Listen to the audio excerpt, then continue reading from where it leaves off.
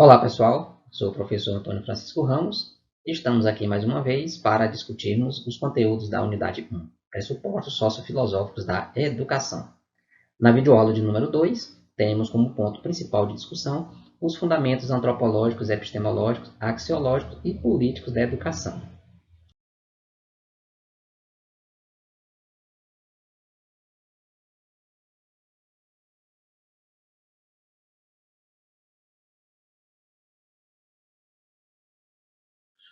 A questão antropológica, né, que é um primeiro pressuposto filosófico da educação, né, é a primeira coisa que se coloca em qualquer situação vivida, né, conforme nos possibilita entender Aranha na sua obra Filosofia da Educação.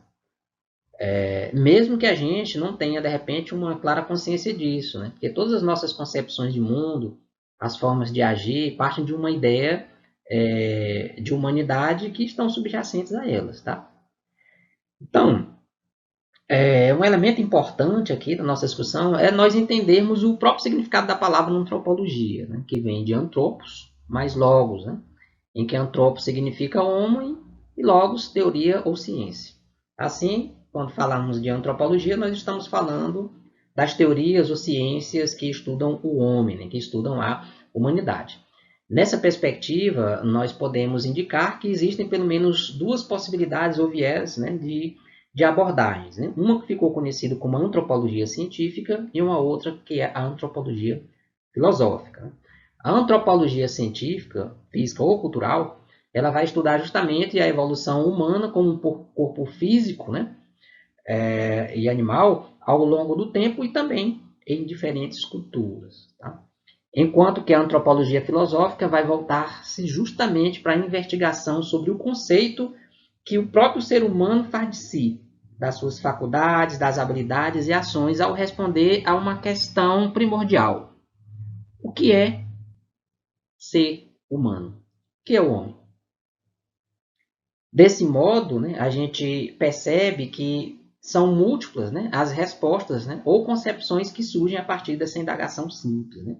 Daí a filosofia da educação, por exemplo, nos possibilita entender que existe pelo menos aí três concepções, né, que vão implicar sobre a ideia de homem ou humanidade e também educação. A primeira delas é a concepção essencialista, né, ou concepção metafísica. Nesse contexto, o conceito de humanidade é compreendido a partir de uma natureza imutável. Ou seja, apesar das diferenças entre os seres humanos, existiria uma essência humana, né? Um modelo a ser atendido por meio da educação. A exemplo do que fez Platão ainda na Grécia Antiga, né? Por meio daquela alegoria do mito da caverna, né? Em que a sua filosofia, de certa forma, guarda aí uma dimensão pedagógica quando traz o argumento de que a tarefa do filósofo deveria se voltar a ajudar os demais a descobrirem o que existe além das sombras. Né? Essa concepção essencialista que se inicia na Grécia Antiga não termina lá, porque ela é retomada, por exemplo, por Tomás de Aquino ainda na Idade Média, né, quando ele busca adaptar parte do pensamento filosófico, em particular de Aristóteles, por exemplo, né, e focava na ideia de que a educação pode levar o homem ao mais alto ideal de vida, né, a partir da harmonização de três elementos importantes, né? A natureza, o ato, a razão, como elementos, né, imprescindíveis para a construção de homens bons e dotados de qualidades morais. Nesse caso, Tomás de Aquino traz toda essa argumentação adaptada à visão do mundo cristão. Né? Assim, a concepção de homem que prevalece nessa concepção essencialista de humanidade, né, é entender que a natureza humana ela é imutável. Né? Todo o processo educacional visa desenvolver essa perspectiva de um homem ideal, né, que é universal, deveria ser igual, né, para todos os contextos, né, todos os tempos. Essa concepção também, né, nos possibilita pensar num processo de educação, né, que é voltado justamente para formar o indivíduo, né, com todas essas virtudes. No caso do contexto medieval, né, o foco da formação desse homem, né, desse homem de uma virtude moral elevada, era voltada justamente para a fé, em particular para a vida depois da morte. Essa perspectiva apresentou também limitações, né, porque ela traz uma visão parcial dos procedimentos educacionais, né, que são excessivamente centrados no indivíduo ou nos modelos ideais que determinam de antemão, né, o que é o próprio ser humano, né, em particular um ser humano que se quer construir como um modelo universal, né? E como deve ser também o processo educacional, né? A segunda concepção, que é retratada por Aranha na sua discussão, no seu livro Filosofia da Educação, é a concepção naturalista, né? Essa é uma concepção que surge por volta do século XVII e atinge o seu ápice, ou apogeu, por volta do século XIX, né? E sob forte influência do cientificismo positivista. Tá? Nesse contexto, a concepção de homem é aquela que retrata o dualismo cartesiano, né? Ou seja, o homem formado por duas naturezas, o pensamento e o corpo, né? São duas substâncias, né?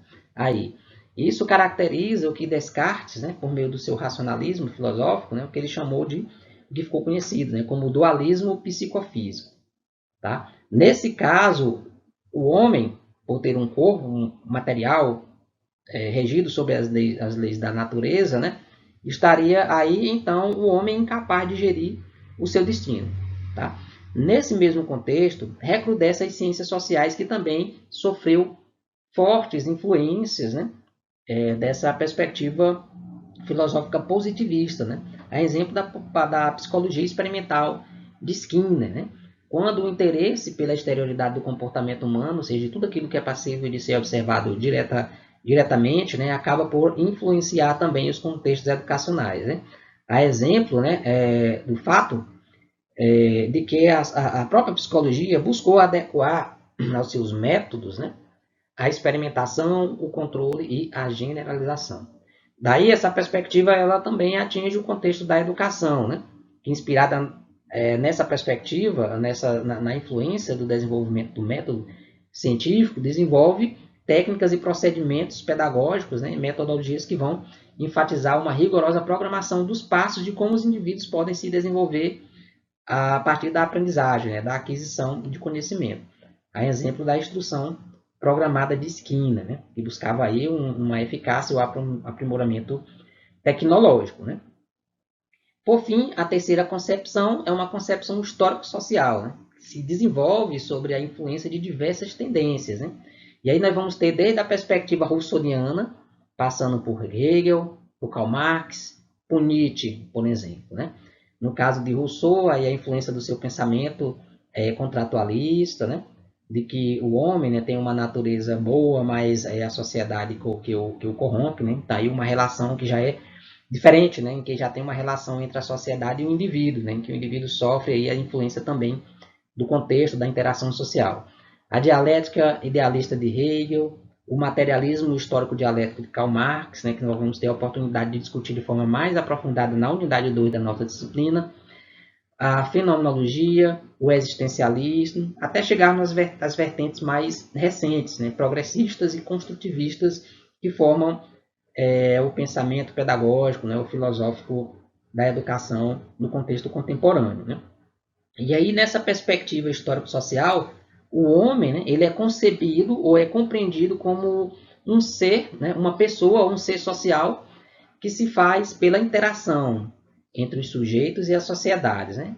Sem perder de vista também as relações de força, né? As relações de poder que permeiam esse processo, né, de construção do ser humano.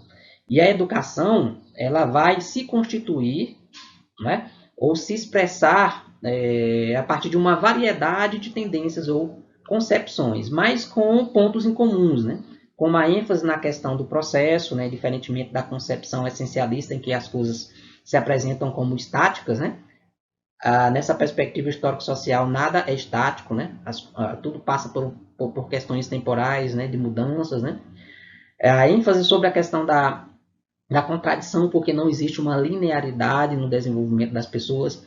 Isso vai se manifestar tanto do ponto de vista do pensamento psicológico, para pensarmos aqui ou relembrarmos o pensamento de Piaget, para lembrarmos do pensamento de Vygotsky, né, o pensamento de Karl Marx, né, aplicado à vida social, em que tudo muda, tudo se transforma. A ação humana, né, é o principal motor dessas construções, no que se diz respeito a mudar o contexto em que o ser humano se insere, né, como transformar também a si mesmo. Né? Então, as relações são aí pautadas pelo conflito. Né? Então, além da ênfase no processo, na contradição, existe também o caráter social. Né? Esse caráter social de engendramento humano ele é permeado pelas relações que se transformam, né? Que variam ao longo do tempo. Tá? Então, essas são as principais concepções que são subjacentes, né, ao pressuposto antropológico, tá, da filosofia da educação. Bem, sobre a epistemologia, que é o segundo pressuposto filosófico da educação, né, dedica-se, então, a explicitar as teorias do conhecimento que estão por trás das teorias pedagógicas. Tá? Nesse caso, entende-se por teoria do conhecimento, né, ou gnosiologia, ou ainda epistemologia, este último, no caso, é a teoria do conhecimento científico, né, como parte da filosofia que investiga as relações entre o ser humano cognoscente, ou seja, o sujeito que conhece, e o objeto conhecido no ato de conhecer. Tá? Para isso, parte-se de questões primordiais, como, por exemplo, entender qual é a fonte do conhecimento, o que permite conhecer o verdadeiro. Dessas duas questões resultam pelo menos duas tendências, né, que são conhecidas como inatismo e empirismo. Tá? O inatismo está, por exemplo, diretamente relacionado ao pensamento do René Descartes, né? Ou o racionalismo cartesiano. Né? Descartes, por exemplo, ele se dedicou à busca de uma verdade que não pudesse ser posta em dúvida. Né? Então, para isso, ele converte a dúvida em método e começa duvidando de tudo para chegar a uma verdade indubitável. A existência de um ser que duvida, que nos remete àquela célebre e tão conhecida frase, né? Penso, logo existo. Né? Para essa perspectiva, as ideias são natas, né? Pois não derivam da experiência, elas derivam justamente da razão, né? A partir de onde se pode conhecer todo o resto. Né? Nesse caso, a relação entre o sujeito e o objeto, na perspectiva cartesiana ou racionalista, né? Ela vai privilegiar o sujeito. Né? Na perspectiva do empirismo, em que David Hume e John Locke, né, são os principais representantes dessa discussão, né, andam se direcionam numa perspectiva oposta, diferente às ideias inatas de René Descartes, por exemplo. Quando eles afirmam, né, que a alma é uma tábula rasa, né, sem inscrições, né, uma cera no qual não há nenhuma impressão, porque o conhecimento vai justamente decorrer a partir da experiência sensível, ou seja, da empiria. Né? Então, de onde viriam as ideias? Né? Na perspectiva de Locke, por exemplo, as ideias elas são justamente resultado, né, das modificações feitas nas nossas mentes por meio dos sentidos. Né? Então, a sensação seria aí um primeiro elemento. E o segundo seria a reflexão, ou seja, a percepção de que a alma tem daquilo que nela ocorre. Né? E essa percepção ela decorre justamente da experiência interna, que é resultante da experiência externa. Né? Nesse caso, diferentemente, né, da visão racionalista, né, a relação entre o sujeito e o objeto, no empirismo, há uma ênfase em relação ao objeto, diferentemente do pensamento cartesiano, que o foco é no sujeito. Né? Nessa perspectiva, o conhecimento ele é passível de engano. No século XIX, por exemplo, né, o positivismo de Auguste Comte, que é um dos precursores, né, do pensamento sociológico, que nós vamos também estar aprofundando na unidade 2, amplia essa possibilidade de compreensão empirista, né, com o entendimento de que o conhecimento científico se sobrepõe a outras formas de conhecimento, a exemplo da religião e a filosofia. Né? E interessante destacar ainda que esse pensamento positivista do Auguste Comte vai influenciar também o pensamento de um dos precursores considerados como pai da sociologia, que é o Emile Durkheim, né? Em particular quando ele vai buscar entender aí o comportamento social, até mesmo o conhecimento, como sendo um fato social. No entanto, né, ao longo do tempo apareceu também perspectivas que se colocaram como críticas tanto da perspectiva do inatismo quanto também do empirismo, né, trazendo aí propostas de superação. A exemplo das tendências contemporâneas, né, que consideram essas duas perspectivas como insuficientes para explicar a complexidade que é o ato cognitivo, né? Por exemplo, daí decorre questões, a exemplo, né? Como explicar a mudança, né, do ato de construir o conhecimento ao longo do tempo? Né? Como considerar que as experiências particulares e subjetivas podem nos levar a um conhecimento geral? Assim, uma solução é considerar uma concepção mais dinâmica da verdade e estabelecer a relação entre o sujeito e o objeto. Né? Desse modo, um primeiro argumento é de que todo conhecimento possui uma intencionalidade. Assim, passa a considerar a consciência como intencional. Assim, o objeto só existe para um sujeito que lhe dá o significado. O conhecimento ele é entendido como um fenômeno, que significa aparecer, ou seja, aquilo que aparece à consciência da pessoa. Assim, né, as teorias pedagógicas cujos pressupostos epistemológicos pretendem superar as tendências inatistas e empiristas, né, aparecem na literatura como aquelas do tipo interacionista e construtivistas, né, em que Piaget, Paulo Freire, Vygotsky, Anton Gramsci, né, Vallon e outros, né, são os principais representantes dessas correntes de pensamento. O interacionismo, né, entende o conhecimento como resultado da interação entre o sujeito e o objeto, né? Enquanto que as teorias progressistas, né, são focadas na dialética, né, na contrariedade, na oposição entre a tese e a antítese, né, para gerar uma síntese. Desse modo, os seres humanos eles são vistos como seres históricos, né, como seres históricos sociais, né, em que a própria ação contribui, né, para a transformação da natureza. A própria contradição existente na relação humana são propiciadores de desenvolvimento, né, de superação, de construção, de inserção de fatos novos, né? Consequentemente, né, fazendo parte aí do processo de aprendizagem e os conhecimentos a serem também ensinados, né, passados de uma geração a outra. Assim, a relação entre a epistemologia e uma praxis pedagógica, né, se dá justamente com a ação de colocar em prática as concepções de que o conhecimento dos alunos não é o mesmo para todos, né? Nem tampouco ele é estático, né? Mas faz parte de um processo de desenvolvimento em estágios, né? Em que o próprio processo de conhecer é pessoal e ao mesmo tempo ele é dinâmico, né? Então, esses aspectos relacionados à epistemologia é um dos principais fundamentos ou pressupostos filosóficos, né, que nos ajudam a entender e termos consciência, né, das teorias que estão subjacentes às nossas escolhas, né, das nossas práticas pedagógicas. A axiologia é um dos pressupostos filosóficos da educação, assim como os outros dois que falamos anteriormente, né? Falamos aqui agora, então, da teoria dos valores, né? Deste modo, destacam-se os valores políticos, estéticos, como sendo as questões instrumentais, né, dessa nossa discussão. Entende-se que o ser humano, né, é um ser capaz de transformar a natureza conforme as suas necessidades existenciais, né, por meio de uma ação intencional e planificada, né, conforme nos possibilita pensar a Maria Lúcia Aranha no seu livro Filosofia da Educação.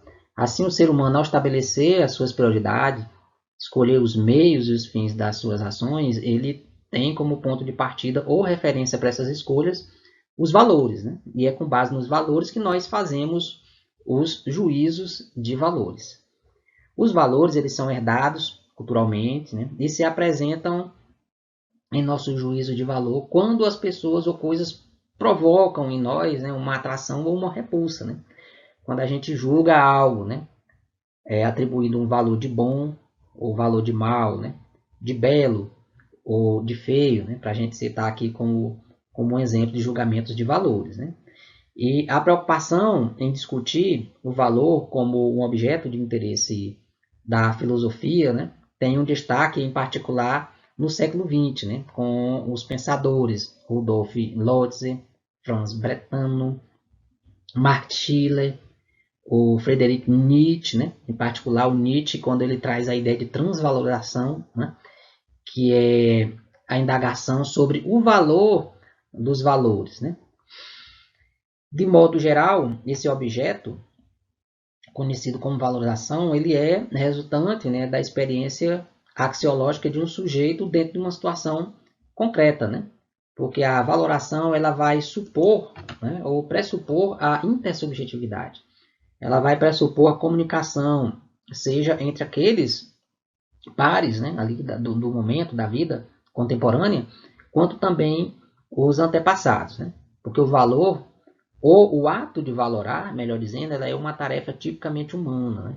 Ela tem uma natureza coletiva, ela é contínua. Né? Então, diferentemente do que se pensava os inatistas, né, um valor como algo que compõe o campo das ideias, né, do pensamento, com implicações sobre as nossas atitudes e as nossas ações, é algo que é aprendido, né, que é transmitido de uma geração a outra. Né? E aí a educação ela ganha um papel importante. Né? Daí se falar em educação moral.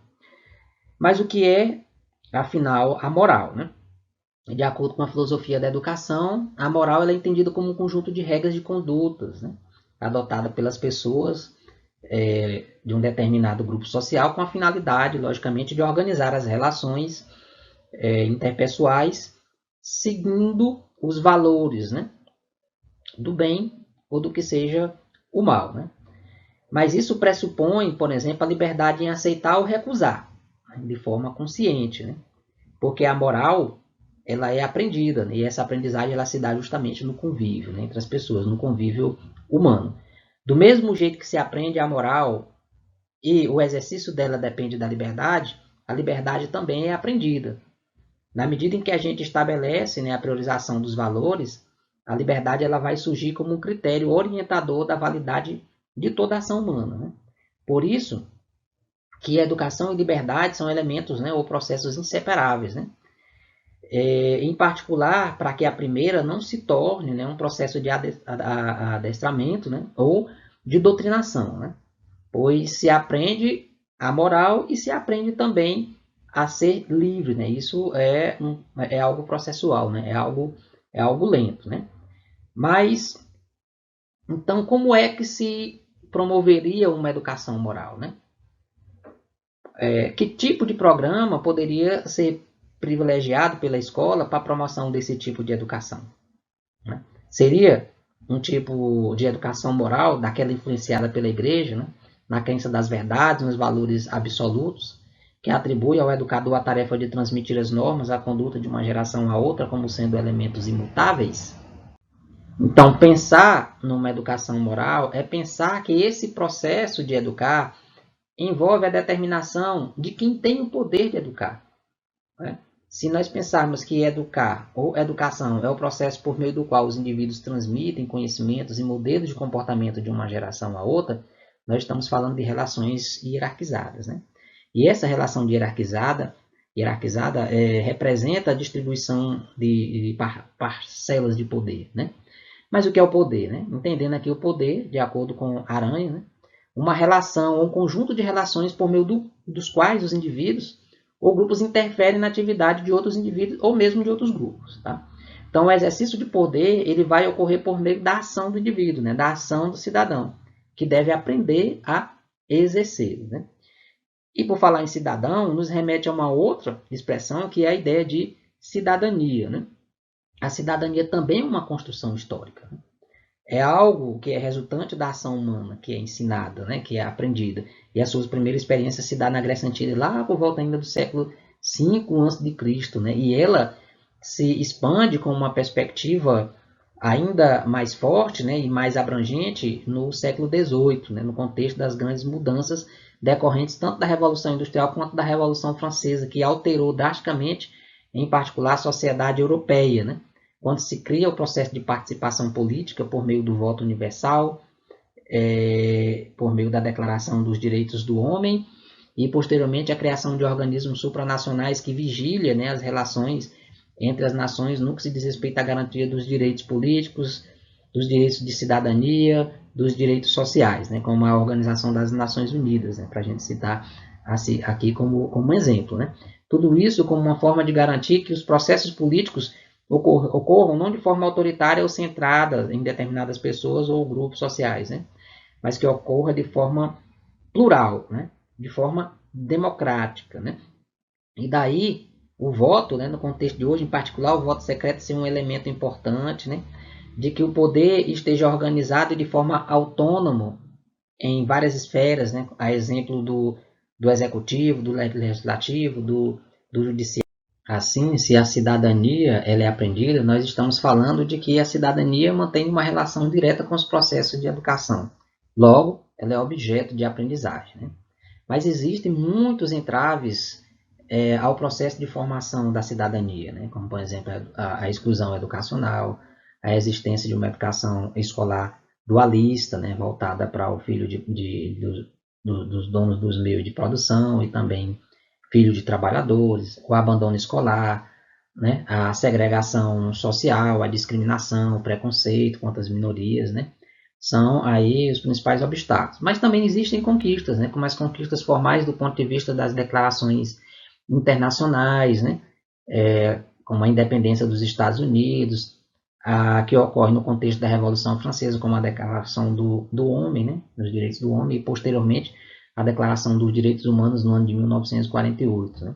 Com o surgimento da Organização das Nações Unidas, como eu falei agora há pouco. Né? Mas a educação ela admite também, né,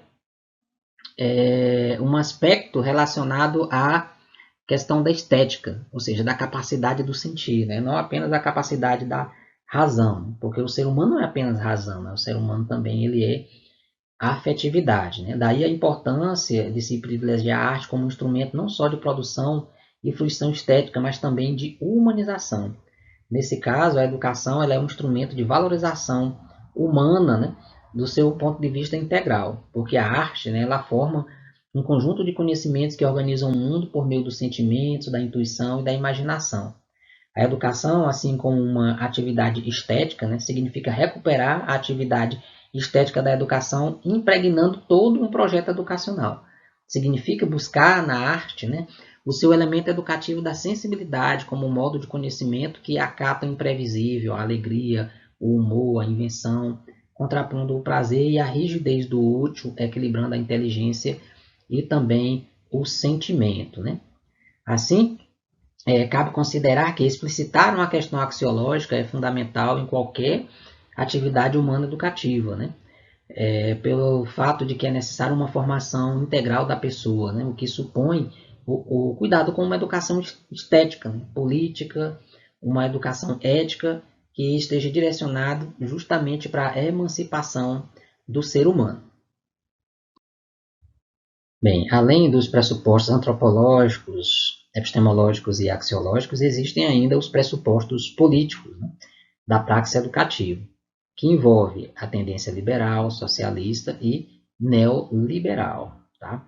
Então, o que seria essa perspectiva neoliberal? Né? Se baseia na concepção de um mundo, né, centrado na questão do individualismo, ou seja, na aglomeração de indivíduos que se lançam na busca e garantia dos interesses individuais, na ideia de liberdade, né, com base no pressuposto de que o sucesso do indivíduo garante o crescimento da sociedade, na prosperidade, né, em que a vida, o corpo, os bens, o patrimônio é o centro dos interesses, né, na ideia de igualdade, em particular a igualdade civil, em que todos são iguais perante a lei, né, e também na perspectiva da segurança, né, centralizada aí na lei e no Estado como principal instituto, né, ou instituição responsáveis pela garantia e mediação desses processos. Né. Nesse contexto, a educação liberal guarda uma concepção que reflete os ideais da burguesia e enfatiza o individualismo, o espírito da liberdade, centrado na possibilidade de que a razão humana transforma o mundo. Né. Nesse caso, trata-se de uma escola, né, que é diferente para os filhos do capitalista e também do trabalhador, né? O que, por exemplo, Paulo Mecenas, né, vai considerar como uma escola dualista, né? Que durante o século XX, por exemplo, assume uma tendência, né, ou aparece no contexto da tendência pedagógica denominada de escola nova, que posteriormente também, ao longo da nossa disciplina, nós vamos estar discutindo sobre ela, né?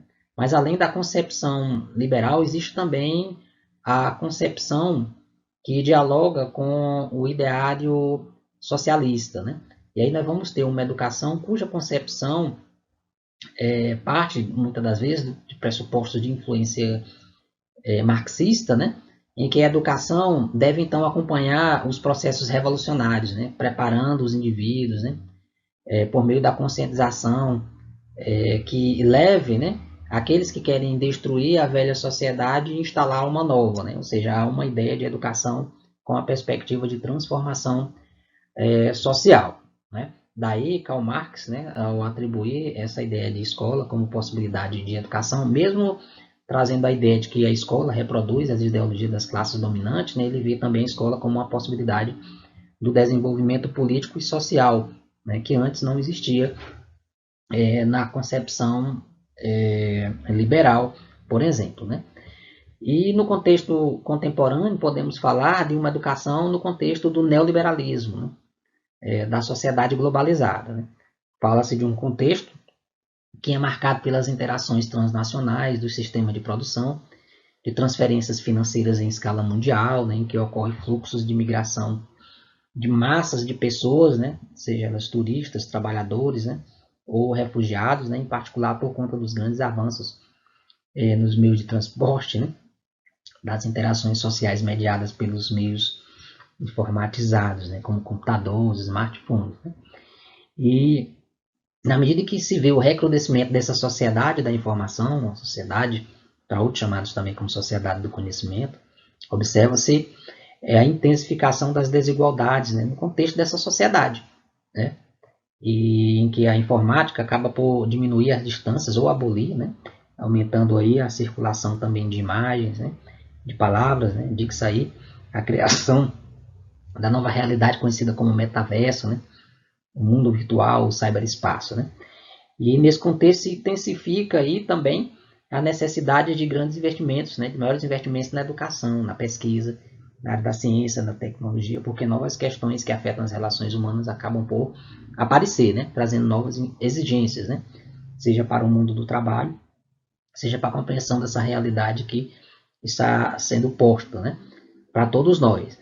E aí uma educação necessária que esteja voltada para o desenvolvimento humano, né, para a formação integral da pessoa.